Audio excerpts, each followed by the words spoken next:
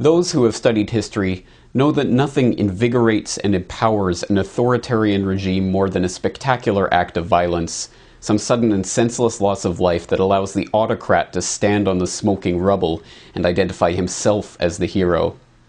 It's at moments like this that the public, still in shock from the horror of the tragedy that has just unfolded before them, can be led into the most ruthless despotism that now bears the mantle of security.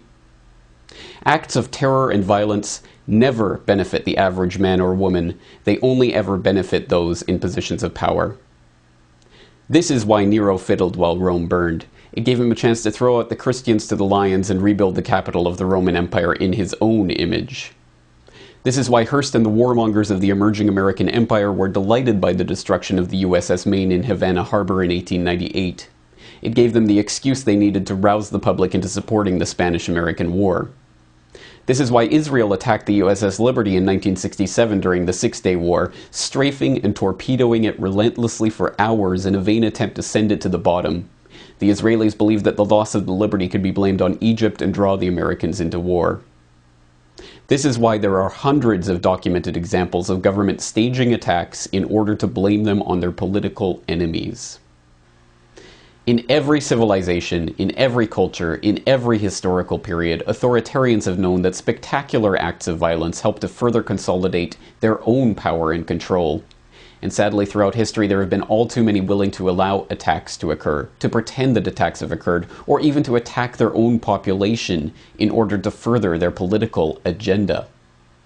To think that such staged provocations and false flag attacks no longer occur would be as unrealistic as believing that human nature itself has changed, that powerful people no longer seek to increase their power, that influence is never used for deceit or manipulation, that lies are no longer told to satisfy greed or slake the thirst for control.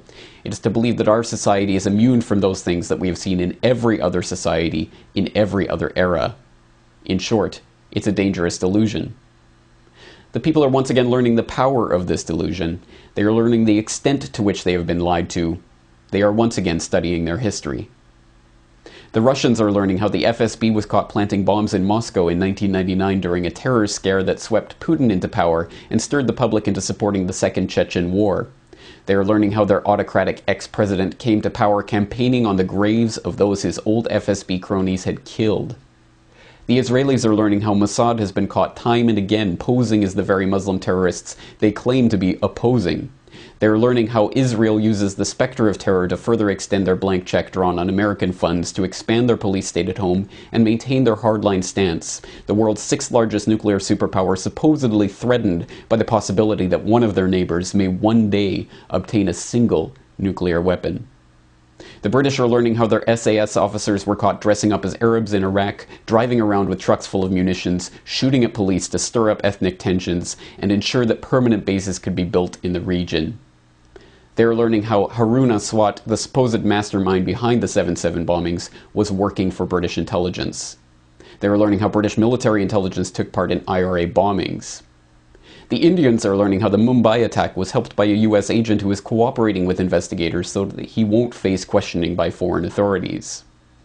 The Canadians are learning how their own provincial police dressed up as protesters in 2007 and threatened violence against other police in order to force a crackdown on peaceful protests. And the Americans. The Americans are learning that there were multiple bombs found, dismantled, and taken out of the Alfred P. Murrah building on April 19, 1995. They are learning that Timothy McVeigh had written a letter to his sister in which he claimed to be in the Special Forces for the U.S. Army. They are learning the bombing was being directed by FBI informants, just as the 1993 World Trade Center bombing was. They are learning about 9/11 and the Gulf of Tonkin and Operation Northwoods and their own Army counterinsurgency manuals that teach officers how to commit false flag attacks to blame on their enemies. In short, the people are learning the truth. And now we see the same build-up to a false flag event taking place that we saw in 1995. At that time, the US had a corporate media desperate to fling mud at anyone concerned by the actions of their government, and it had a government that was desperately unpopular. Today, we see the exact same factors at play. If anything, the situation today is worse than it was in the run-up to the Oklahoma City bombing, with media consolidation meaning that groups of concerned citizens like the Oath Keepers are being attacked by the controlled minions on both the left and the right. And now it is not just the militia that is being demonized by the establishment. It is veterans and gun owners, third-party supporters and libertarians, anti-war protesters and human rights campaigners, people who are upset with a government giving trillions to the banks that have engineered our current financial crisis. In short, everyone is now a potential terrorist according to the governmental and media agencies that deign to limit our range of acceptable opinion and control dissent.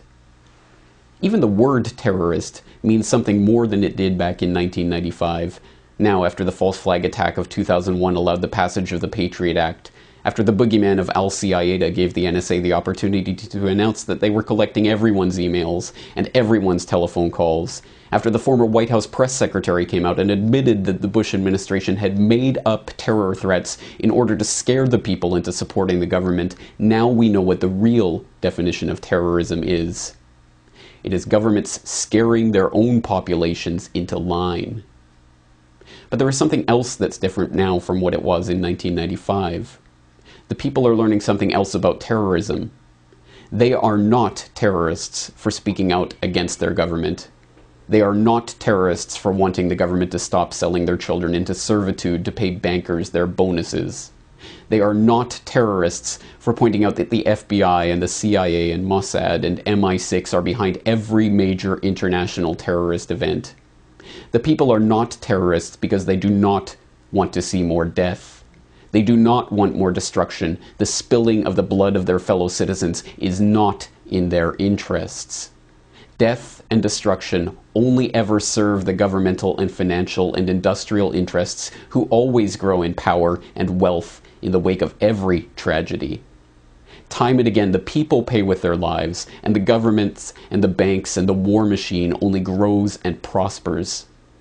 The people do not want terrorism because it does not benefit them. It only benefits the existing power structure.